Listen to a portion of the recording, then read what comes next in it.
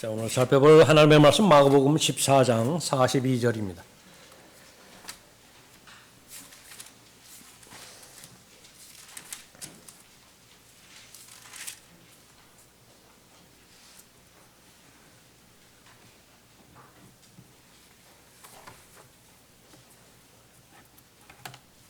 (14장 42절부터) (52절까지) 받들어 읽겠습니다.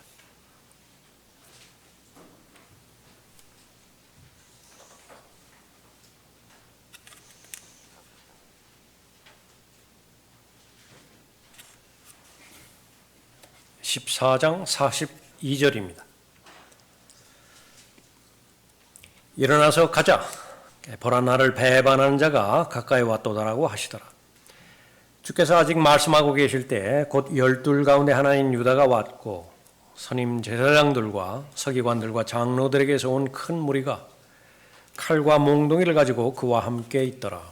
주를 배반한 자가 그들에게 표시를 정해주며 말하기를, 내가 입맞추는 사람이 바로 그니 붙잡아서 무사히 데리고 가라고 하더라. 그가 오자마자 곧장 주께로 다가서며 말씀드리기를, 선생님 선생님 하며 입맞추더라. 그러자 그들이 주께 손을 대어 붙잡더라.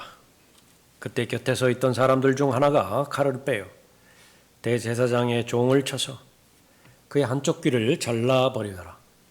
그러자 예수께서 대답하여 그들에게 말씀하시기를, 너희가 강도에게 하듯이 칼과 몽둥이를 가지고 나를 잡으러 왔느냐? 내가 매일 성전에서 너희와 함께 있으면서 가르쳤으나 너희가 나를 붙잡지 아니하였도다. 그러나 성경은 반드시 이루어져야 하리라고 하시니 제자들이 모두 줄을 버리고 도망가더라. 또한 알몸에 세마포천을 두른 찬 청년이 줄을 따르고 있었는데 청년들이 그를 붙들자 세마포천을 버린 채 알몸으로 그들에게서 도망가더라. 네, 기도하겠습니다. 아버지 하나님, 무엇보다도 예수 그리스도를 믿음의 창시자요 또 완성자로 그 마음에 모신 이래로 지속적으로 예수 그리스도를 통하여 또 마련해 주신 승리의 삶과 또 풍요로운 열매 맺는 삶을 살아가는 그런 성숙한 과정에 이르는 모든 믿음의 지체들로 인해서 감사를 드립니다. 무엇보다도 부활의 증인으로서 그리스도를 대신한 대사로서 그 맡겨준 소임을 잘 감당한 그 신실한 또 하나님의 사람들로 인해서 감사를 드립니다. 때를 얻든지 못 얻든지 말씀을 전파하고 하는 그 말씀에 순종하여 그야말로 신실하게 예수 그리스도를 증거하고 또 은혜의 복음을 통하여 그 수많은 잃어버린 증인들에게 생명의 길을 제시하였으며 또 하나님의 인도하심 가운데서 예비된 혼들을 구원에 이를 수 있도록 귀한 역사 가운데 또 삶을 주관해 주심을 감사를 드립니다.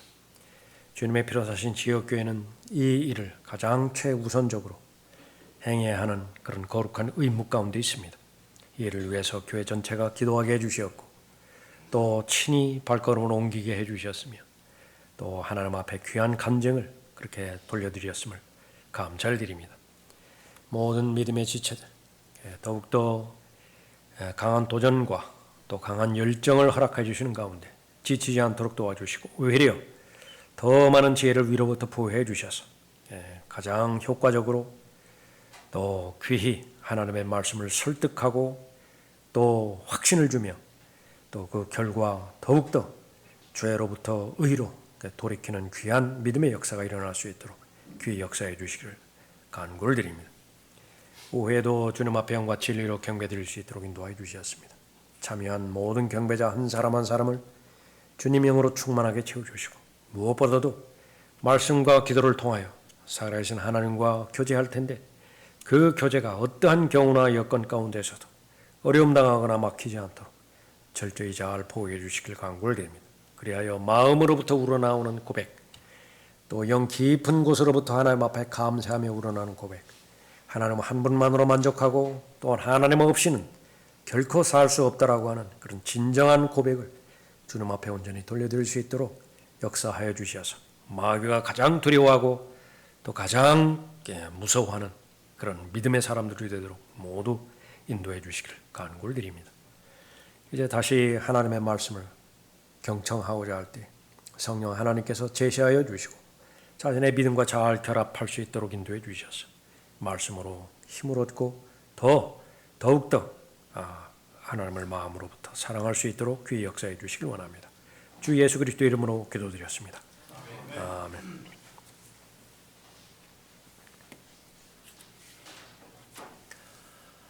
수치의 밤, 자비의 밤이라고 하는 제목으로 말씀드리겠습니다. 1941년 12월 8일 미국 대통령 프랭클린 루즈벨트가 다음과 같은 말을 했습니다.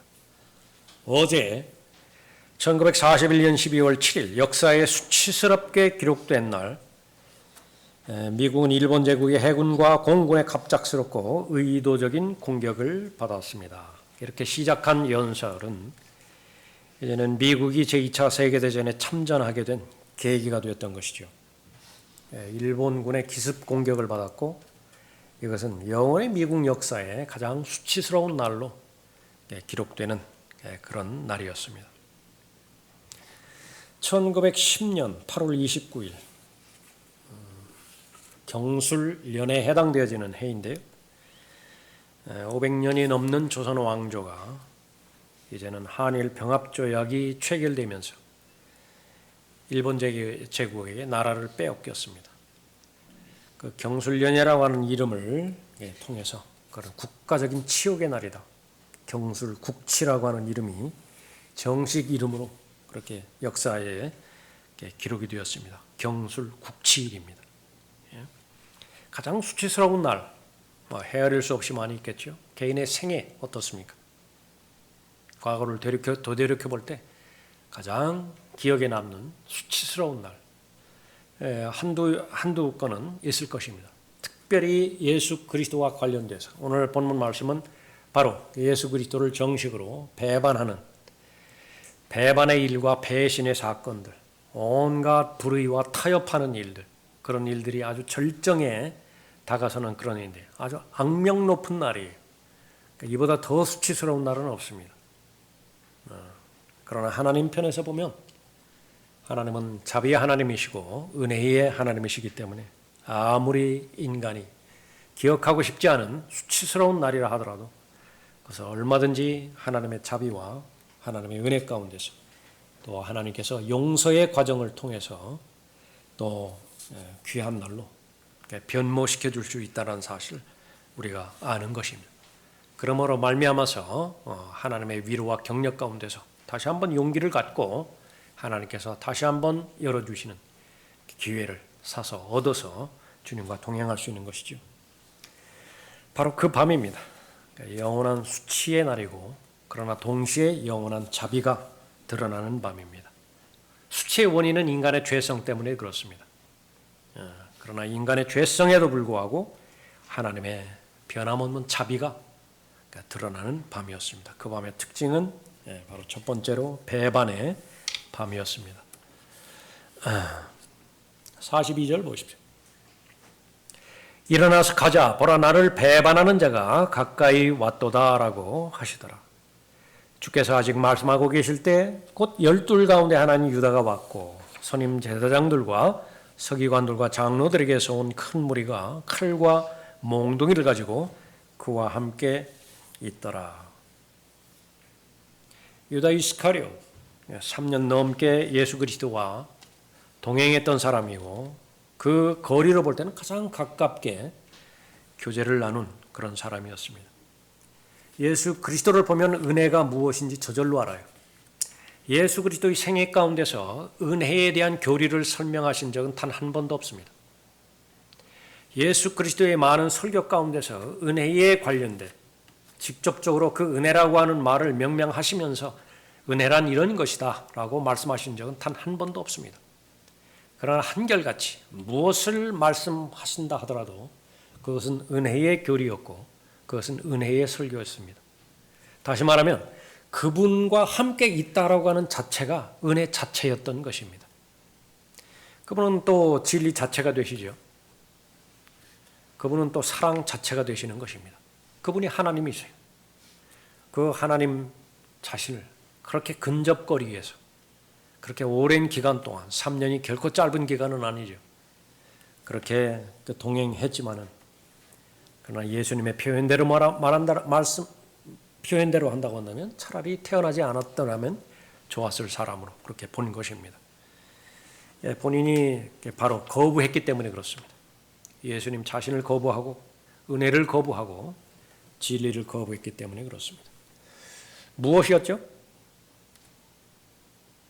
무엇이 예수 그리스도 자체를 거부하게 만들었습니까?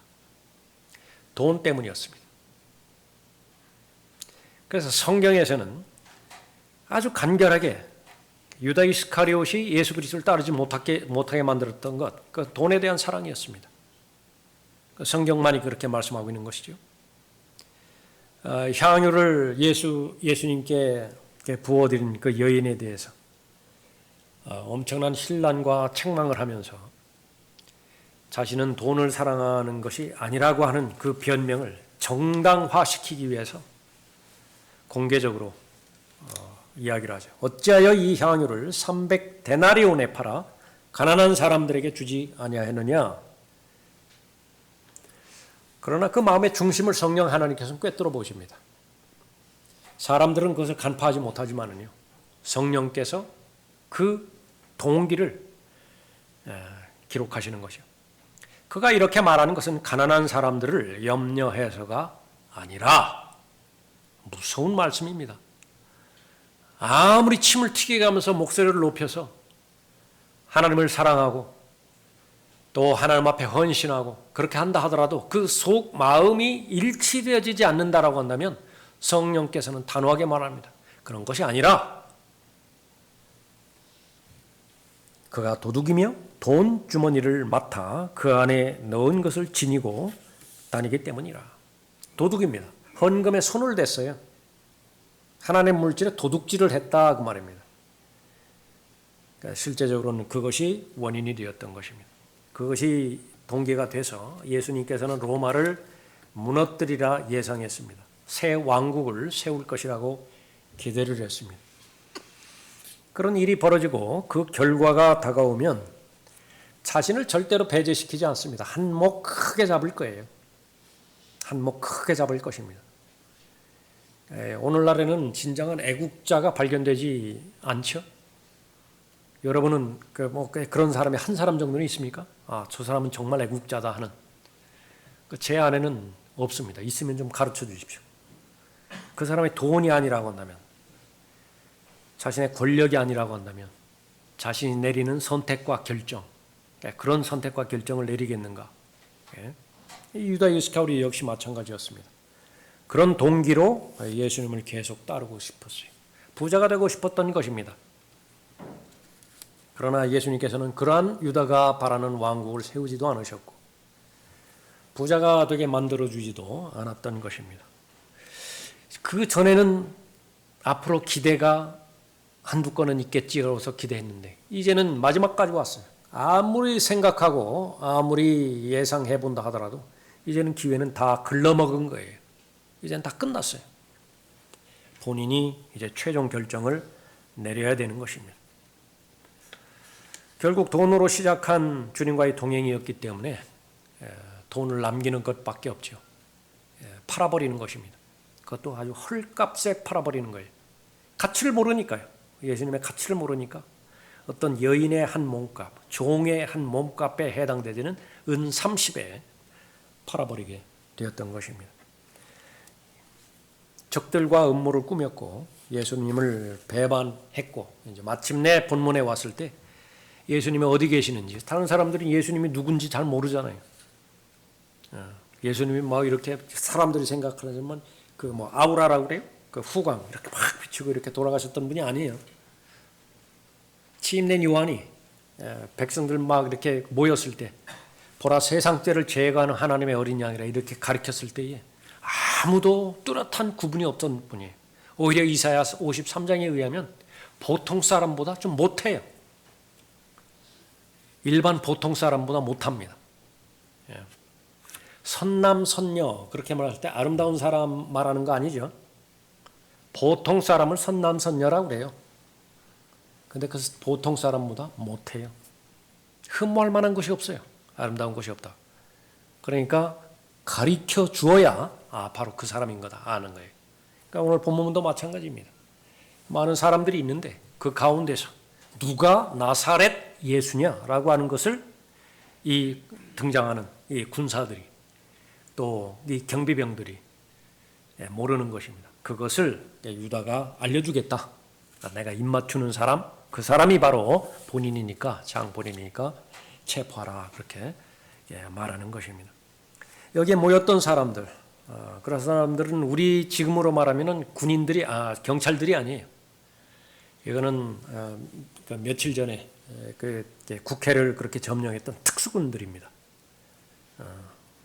수색대들에 해당되는 그 부분이에요. 겟세마네에 그 사람들이 도착했을 때 예수님은 자신을 드러냅니다. 그러므로 예수께서 자기에게 다가올 모든 일을 아시고 나가시어 그들에게 말씀하시기를 너희가 누구를 찾느냐? 요한복음 18장 4절에서 그렇게 말씀하십니다. 입맞춘다라고 하는 것은 존경을 표하는 표식입니다. 발에 입맞추기도 하고요. 손등에 입맞추기도 하고 또 옷자락이나 손바닥에 그렇게 입맞추는데 유다 이스카리옷은 예수님의 뺨에 입을 맞췄던 것입니다. 친밀한 관계를 입증하는 것이고 깊은 사랑과 애정을 말하는 것입니다. 본인은 그렇게 표현한 거예요. 그것을 배반이라고 말합니다. 전혀 그렇지 않으면서 예수님은 이사야가 예언한 그대로 그 폭력에 반응하지 않으셨습니다. 그가 억압을 당하고 고난을 당하여도 그의 입을 열지 아니하였으니 그가 어린 양처럼 도살장으로 끌려가며 또 털 깎는 자들 앞에 양이 말없듯이 그가 자기 입을 열지 아니하는도다. 그날 밤에 유다 이스카리옷이 저지른 이 악명 높은 인간의 죄로 말미암아서 저지른 일들 모두의 경종을 울리는 경고의 말이 되어지는 것입니다. 모든 사람에게는 하나님을 배반하고자 하는 본능이 있습니다. 본성이 있습니다. 갖춰지지 않았기 때문에 여건이 형성되지 않았기 때문에 그런 것이죠. 모든 사람의 관계 가운데서는 서로 증오관계 또 악의를 품고 원수관계에 맺을 수 있는 가능성이 있습니다. 영적 결벽주의에 걸리지 말아야 됩니다. 완벽한 사람을 기대하면 안 됩니다. 목사를 믿어서도 안 되고요. 성도들의 그 헌신을 그렇게 여과 없이 받아들여서도 안 되는 겁니다. 그것은 무책임한 일이에요. 누구에게나 아무리 건강한 사람이라 하더라도 암의 그 보균자가 또 그 세포를 지니고 있듯이 그러나 그것이 바로 반응하기만 한다라고 한다면 그러니까 몇 퍼센트에서 반응할 것이냐 그건 아무도 모르는 것입니다. 항상 관리를 해야 됩니다. 그것이 바로 해결하지 못하는 육신의 죄들의 몸을 그것을 계속해서 짊어지고 다니고 있는 것입니다. 가장 비책은 무엇이냐? 하나님의 말씀에 따르는 거예요. 사람은 신뢰의 대상이 아닙니다. 신뢰의 대상은 하나님 한 분밖에 없어요. 사람은 무엇이냐? 그러면 바로 사랑의 대상입니다. 포용과 용납의 대상이고요. 섬김의 대상입니다. 하나님을 알아가는 과정가 하나밖에 없습니다. 나와 동의하지 못하는 사람이 있는데 그 사람을 세워주는 거예요. 그러므로 인해서 성령의 열매가 더 맺어가는 것이죠. 유다 이스카리옷 모두가 다 비난의 대상만이 아닙니다. 내 안에 모두가 다 유다 이스카리옷이 있는 것이죠. 인생의 가장 본질적인 문제, 나는 예수 그리스도에 대해서 어떻게 대우하였는가, 나는 예수 그리스도를 어떻게 하였는가, 그 질문에 대한 답을 두고 서야 됩니다. 백보자의 심판이라고 하는 것은 나는 예수 그리스도를 거부했습니다. 그 부분에 대한 하나님의 결과를 듣는 자리이고요. 그리스도 심판석 역시 마찬가지입니다. 예수 그리스도를 개인의 구조로 영접했는데 그 이후에 나는 예수 그리스도를 어떻게 대했는가, 그 부분들을 일일이 설명하는 자리예요. 아들이 있는 자는, 그 아들이 있는 자는 생명이 있고 하나님의 아들이 없는 자는 생명이 없느니라. 모든 사람의 인생 가운데서 영원한 수치의 밤, 그것이 있습니다. 그러나 또한 하나님의 편에서 보면 그 그것은 영원한 자비의 밤이기도 합니다. 인간의 죄성 때문에 수치스럽고 아주 낭패스럽고 다시는 떠올리고 싶지 않은 그런 악몽의 그 밤이 있지만, 그러나 자비의 하나님께서 그러한 과정 가운데서도 자비를 베풀어 주시는 하나님의 자비가 드러나는 밤이 있는 것입니다. 그 밤의 특징 두 번째로는 은혜의 밤입니다. 그러므로 예수께서 자기에게 다가올 모든 일을 아시고 나가시어 그들에게 말씀하시기를 너희가 누구를 찾느냐? 요한복음 18장 4절 말씀이십니다. 나사렛 예수를 찾습니다. 예수님께서 답변하시죠. 내가 그니라. 내가 그니라. 이 내가 그니라라고 하는 말씀, 이것은 출애굽기 3장에 나오는 여호와의 말씀입니다. 나는 곧 나니라. 그래서 요한복음에 나는 그니라 그렇게 말씀하셨을 때 I am, he 세 단어가 기록이 되어 있습니다. I am, he. 그다음에 마지막 단어 he, 그라고 하는 것은 이탈릭체로 되어 있습니다. 이탈릭체는 여러분이 아는 것처럼 본문 말씀을 명확하게 하기 위해서 추가로 설명한 부분이죠. 아무 잘못이 없습니다. 그건 올바른 성경입니다. 그러나 예수님께서 직접적으로 하신 말씀은 I am이에요. I am that I am. 나는 곧 나니라. 여호와 하나님의 예수님의 신성을 계시하신 것입니다. 그 순간에 모든 사람들이 땅바닥에 다 엎어져 버렸죠. 예수님의 신성이 드러났다라고 하는 것은 무엇입니까? 얼마든지 하나님의 능력으로 이 위기의 상황을, 이 가장 절망스러운 밤을 하나님의 능력으로 해결할 수 있다라고 하는 사실입니다. 성경에 보면 천사 한 사람이 내려왔는데 그 사람이 사람 몇 명을 죽였느냐? 몇 명 죽였나요? 그런데 그 천사를 몇 명이나 불러내릴 수 있어요? 지금 나와 있는 이 군대에 비교할 수 없는, 그러니까 군단을 불러들일 수 있는 것입니다. 그것이 바로 예수님의 현실이에요. 지금 이 밤의 현실이라고. 여호와를 계시하셨고 신성을 드러내셨고 얼마든지 다 할 수 있는 것인데 사용하지 않으신 것입니다. 자신의 신분을 다시 한번 명확히 드러냈을 뿐인 것입니다. 나의 음식은 나를 보내신 분의 뜻을 행하고 그분의 일을 완성하는 것이라. 그 일을 행하기 위해서 이 땅에 오셨죠. 그렇기 때문에 다 이루었다 말씀하실 때까지, 죽기까지 순종하시는 일만이 예수님이 하시는 일이었습니다. 용기가 없으면 불가능합니다. 하나님을 절대적으로 신뢰하는 하나님에 대한 신뢰 없이는 불가능하죠. 우리에게 똑같이 요구가 되어집니다. 왜 은혜 가운데서 강건하라라고 그렇게 말씀하셨고 권면하셨을 뿐만 아니라 명령까지 하신 것이냐? 하나님의 일이라고 하는 것은 용기가 없으면 불가능하다. 용기라고 하는 그 부분은 두려움의 존재 자체가 없다라고 하는 말이 결코 아닙니다. 똑같아요. 다 두려워요. 그렇지만 하는 거예요. 두렵지만 하는 거라고요. 그럴 때에 바로 첫 발을 내디딜 때에 하나님의 능력을 경험하게 되는 것인데 두려움을 몰아내십니다. 그것을 얼마만큼 내 생애 가운데서 반복적으로 경험해 갔느냐. 그러니까 그것이 바로 연륜입니다.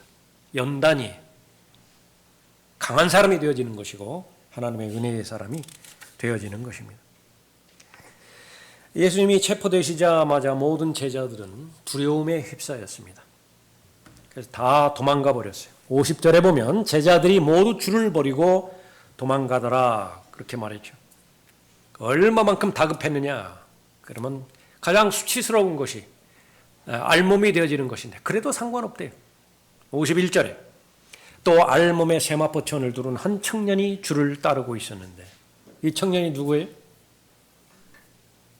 여러분들이 많이 들으셨던 것은 마가라고 들으셨을 거예요. 성경적 근거는 없습니다. 아마 또 가장 현실적인 것은 죽었다가 다시 살아나는 사람 있죠. 나사로였을 가능성도 있어요. 어쨌든 누군지 모릅니다. 어쨌든 예수님을 따르는 진실한 사람이었는데 두려움에 휩싸여서 이 사람마저도 도망가 버렸어요. 그를 붙들자 세마포 전을 버린 채 알몸으로 그들에게서 도망가더라. 배반의 밤이었고 타협의 밤이었습니다. 베드로라고 하는 사람이 이제 예수님이 체포되셨을 때 예수님을 구하고자 칼집에서 칼을 빼들었습니다. 제자들 가운데서 칼을 가지고 있었던 사람이 두 사람이 있었어요. 베드로가 하나 있었고요. 또 한 사람이 있었습니다. 칼 몇 자루가 있느냐? 두 자루입니다. 충분하다. 다른 병임 구절에서 언급하는 그런 부분입니다. 그 다른 칼을 가진 제자는 어떻게 했느냐? 성경에 안 나오고요. 이제 베드로가 관심이 있으니까. 그래서 칼을 빼서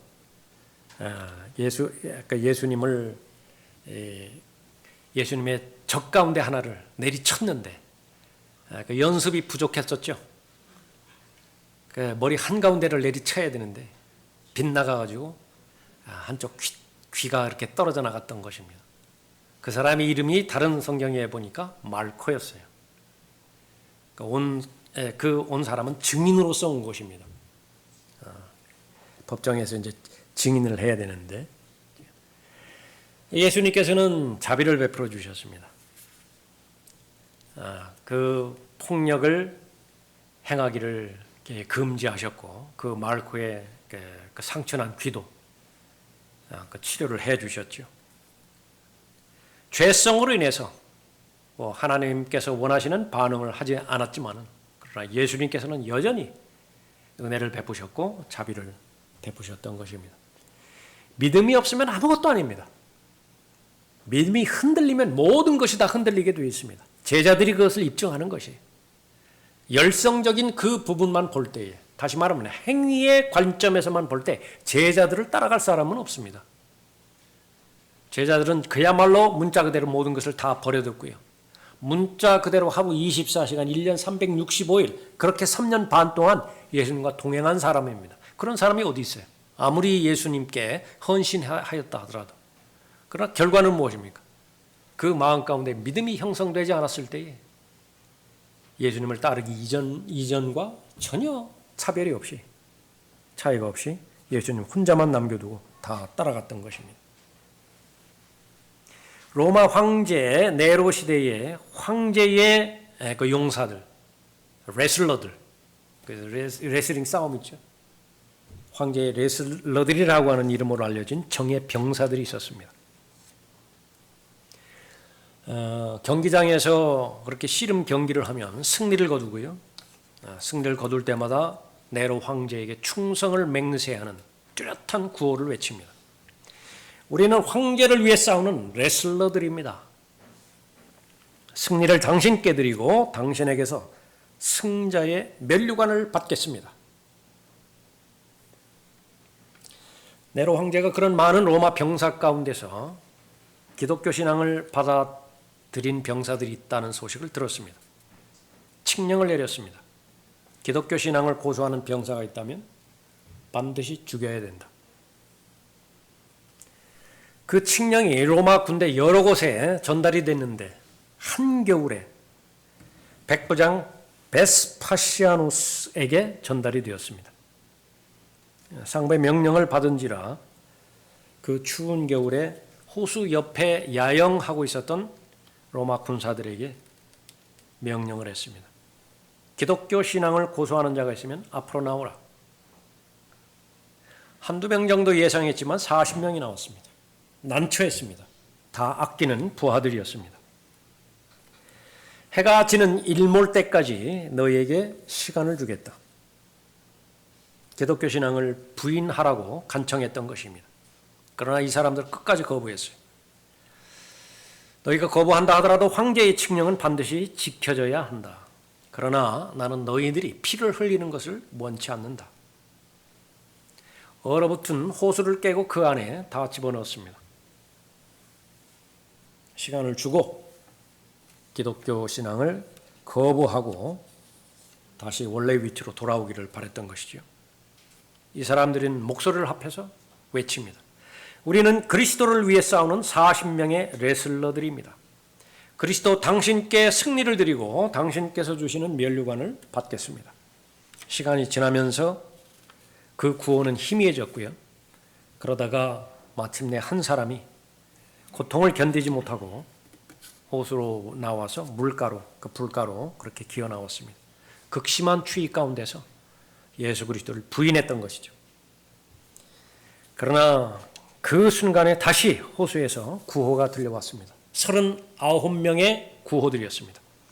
우리는 그리스도를 위해 싸우는 39명의 레슬러들입니다. 당신께 승리를 드리고 당신께서 주시는 관을 받겠습니다. 베스파시아누스 백부장 앞으로 다가온 그 한 명의 예수 그리스도를 거부했던 자가 다시 헬멧을 벗고 옷을 벗고 얼음 위로 뛰어나가면서 외쳤습니다. 우리는 그리스도를 위해 싸우는 40명의 레슬러들입니다. 잠깐 예수 그리스도를 배반했다가 거절하고 부인했다가 다시 원래 자신의 본분으로 갔던 것입니다. 하나님의 자비의 능력입니다. 예수 그리스도께서 나를 위해서 무엇을 행해 주셨는가? 그 사실을 사실 그대로만 받아들일 수 있다고 한다면 그 사람에게는 성령의 역사가 일어나는 것이고 은혜의 능력, 그것은 세상에서 찾아볼 수 없는 은혜의 능력을 소유하는 것입니다. 그 밤, 마지막 세 번째로 자비의 밤이었습니다. 예수님은 유다 이스카리옷에게 자비를 보이셨어요. 유다 이스카리온만큼 예수님께서 기회를 그렇게 많이 주었던 인물은 존재하지 않습니다.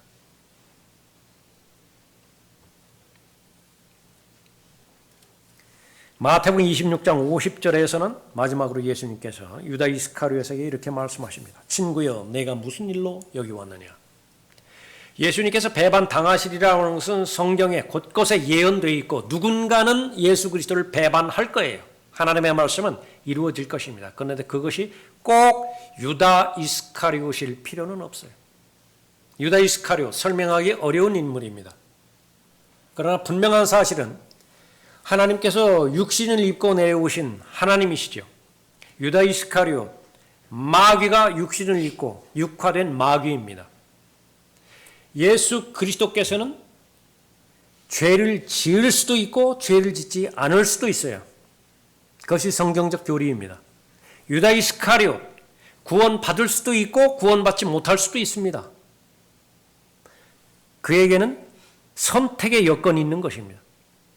그러나 그 모든 기회가 주어졌을 때 끝까지 예수 그리스도를 거부했습니다. 또 이 가운데 하나는 마귀라고 말했죠. 왜 말씀하셨겠어요? 알아들으라고. 다시 한번 기회를 하는 것입니다. 빵 한 조각을 떼어서 쉽게 찍어서 주지요. 이걸 받는 자가 그라고.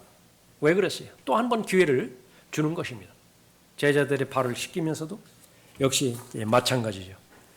그러나 끝까지 예수님을 믿지 않았고 잃어버린 상태로 죽음을 맞이하게 되었던 것입니다. 모든 사람에게 동일하게 적용되는 것입니다. 본문에는 나오지 않지만은 이 대제사장의 그 종의 그 귀를 잘랐을 때 그 사람 이름이 말코라고 그랬죠. 그때 시몬 베드로가 칼을 빼어 대제사장의 종을 쳐서 그의 오른쪽 귀를 잘라버리더라. 그 종의 이름은 말코더라. 적입니다. 예수님의 적이에요. 적의 귀가 떨어져 나갔지만 다시 치유시켜 주셨던 것입니다. 그 말코는 구원받았는가? 예수님 대신에 목숨을 부지한 바라바 있었죠. 바라바는 구원받았습니까? 구원받았으면 좋겠어요. 가능성이 또 크겠죠. 예수님 십자가 지고 가시다가 대신 십자가 진 사람 있죠. 그 사람 구원받았습니까? 그 사람은 구원받았어요. 말코 구원받았나요? 그 기록이 없습니다.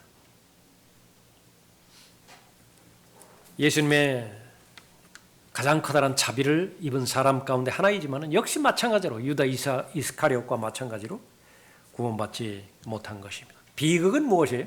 비극은 그렇게 근접거리에서 예수님을 만났지만 누군지를 모르는 거예요. 누군지를 모른다고. 또 하나님의 은혜 가운데서 알려주셨죠. 고의적으로 거부를 해요. 그것보다 더 큰 비극이 없는 것입니다.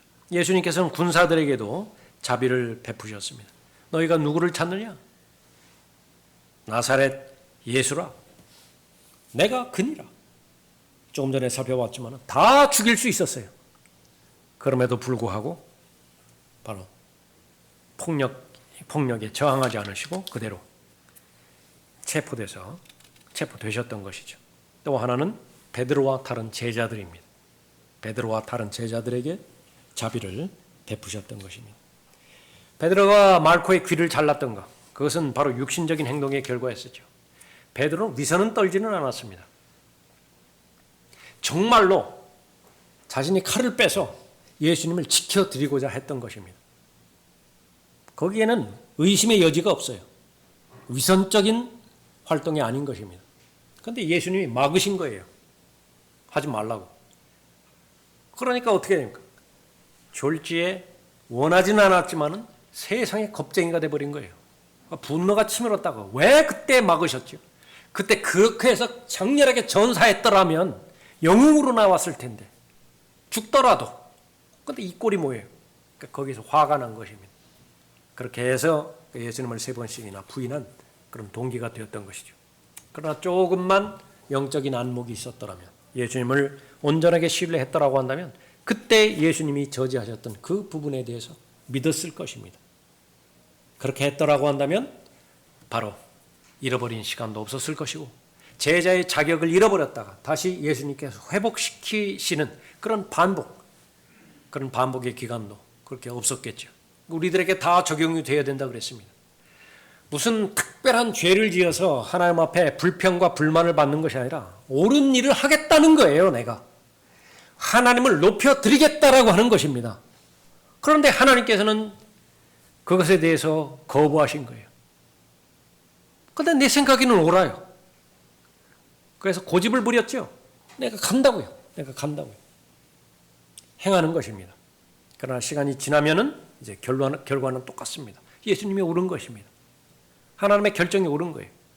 문제는 내가 그만큼 내 자의적인 노력으로, 열정으로, 열심으로 걸어갔던 그 걸음만큼 다시 회복을 해야 돼요. 뒷걸음 쳐서 다시 원점에 서야 되고 거기서부터 다시 시작해야 되는 것입니다. 시간도 잃어버릴 것이고요. 기회도 잃어버릴 수 있습니다. 건강도 잃어버릴 수 있어요. 그렇게 해서는 안 되는 것인데, 그러나 예수님께서는 베드로와 다른 제자들 자비를 베푸셨습니다. 예수님께서 거기서 막지 않으셨다고 하면 다 죽었겠죠. 상대는 전문 군사들입니다. 특수군이에요. 로마의 특수군이라고요. 성전 경비대입니다. 돈 받고 군사훈련에 전념하는 사람들이라고요. 반면에 예수님의 제자들은 그야말로 오합지졸이에요. 민방위도 그런 민방위가 없어요. 다 죽을 수밖에 없는 것입니다. 그러니까 죽었더라면 어떻게 되죠? 베드로 2장 3장, 사도행전 2장 3장에서 누가 설교를 해요? 베드로가 죽었다라고 한다면. 그 외에 바로 부활의 증인으로서 예수 그리스도를 증거하는 그런 제자가 되었고 또 그런 교회가 되었던 것이죠. 우리 얘기입니다. 결론적으로.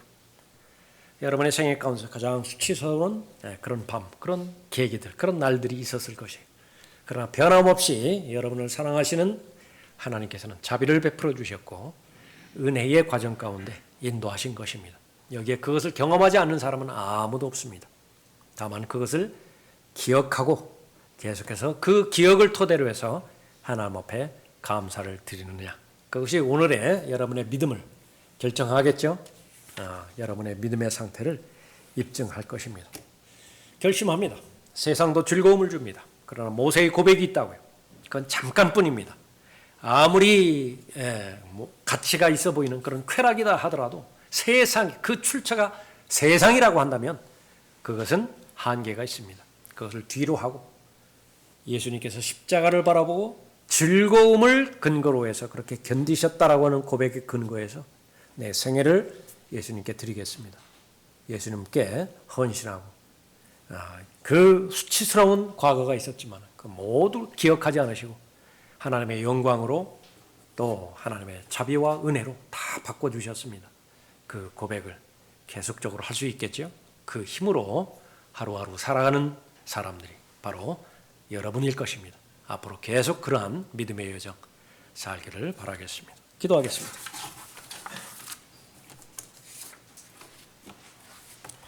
아버지 하나님께서 사랑을 베풀어 주신 대상인 저희는 주님 보시기에 아무런 능력이 없는 연약한 자였고 또 하나님의 원수들이었으며 또 하나님을 대적하는 하나님의 진노의 자녀들이었습니다. 저희들의 생각으로는 이해할 수 없는 하나님의 자비와 하나님의 은혜의 과정을 통해서 예수 그리스도를 보내주셨고 하나님의 자비와 사랑 가운데 저희를 품어주셨으며 또 하나님의 자녀 삼아주셔서 자녀로서의 합당한 삶을 지금까지 최상의 삶을 살 수 있도록 복 주셨습니다.